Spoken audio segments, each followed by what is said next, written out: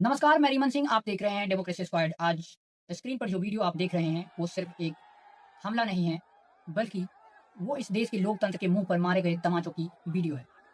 जयपुर के शहीद स्मारक पर जहां देश के नौजवान नीट पेपर लीक और बेरोजगारी के खिलाफ शांति से न्याय संगत तरीके से अपनी मांग रख रहे थे, वहां कॉकरोच जनता पार्टी के संस्थापक अभिजीत दीपके पर कायरों की तरह हमला किया गया। लेकिन आज डेमोक्रेसी स्क्वायर पर मैं यहाँ किसी पार्टी के पक्ष लेने नहीं आया हूँ।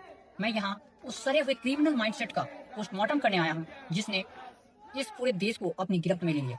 एक ऐसे माइंडसेट जहाँ आपके पास सवालों के जवाब नहीं हो तो आप अपने गुंडे भेजकर बच्चों और विद्यार्थियों को डराने, धमकाने और पीटने की कोशिश करने लगते हैं। गौर से देखिए इस पैटर्न को।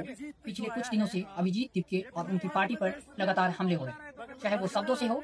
और ये हमले करने वाले क्रिमिनल लोग कौन हैं? ये वो लोग हैं जो खुद को किसी जाति का ठेकेदार बताते हैं, किसी धर्म का रक्षक घोषित करते हैं, बल्कि अपने मानसिकता को राष्ट्रवाद से जोड़ने की कोशिश करते हैं। मैं आज ऑन स्क्रीन सवाल पूछना चाहता हूँ इन मवालियों से और इनके पीछे बैठे आकाओं से। किस शास्त्र में लिखा है नौजवानों के भविष्य को बर्बाद करना धर्म की रक्षा है? किस संविधान में लिखा है कि पेपर लीक के खिलाफ आवाज उठाने वाले छात्रों को थप्पड़ मारना राष्ट्रवाद है? जब देश का होनहार छात्र डिप्रेशन में जाकर आत्महत्या कर रहा था, तब तुम्हारी जाति और तुम्हारी धर्म कहाँ सो रही थी? असलियत यह है कि इन अपराधियों का ना तो कोई धर्म है और ना ही कोई जाति है। एक ही मकसद है, जनता को असली मुद्दों से भटकाकर नफरत की राजनीति करना और अपनी दुकान चलाना। अब सवाल पुलिस प्रशासन पर भी उठते हैं। जयपुर के शहीद स्मारक जैसे संवेदनशील जगह पर जहां सैकड़ों युवा जुटे थे, वहां कुछ लफंगे आते हैं, अभिजीत दीपके को खींचकर सरेआम मारपीट करने लगते हैं। क्या इंटेलिजेंस सो रही थी या सिर्फ इन गुंडों को ऊपर से खुली छूट मिली हुई है कि जाओ, जो आवाज उठा रहा है, जो धर्मेंद्र प्रधान का इस्तीफा मांग रहा है, उसकी हौसला तोड़ दो, उसे मारो, पीटो और धमकाओ। पुलिस ने 2 लड़कों को हिरासत में लिया है, लेकिन डेमोक्रेसी स्क्वाड सिर्फ इन प्यादों की बात नहीं करेगा। हम पूछेंगे कि इन प्यादों के पीछे बैठे वजीर कौन है?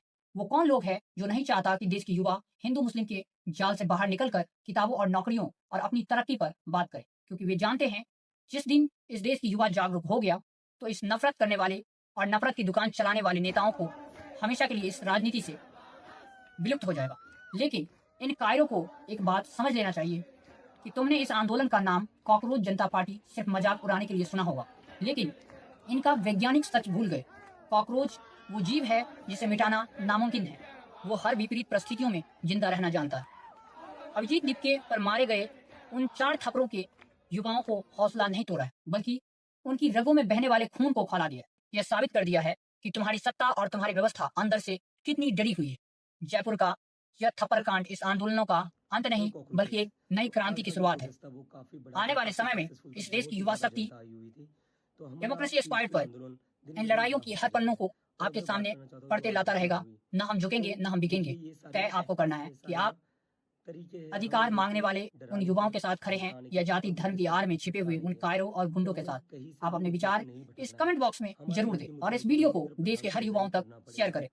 आप देख रहे थे डेमोक्रेसी स्क्वाड। नमस्कार, मैं रीमन सिंह।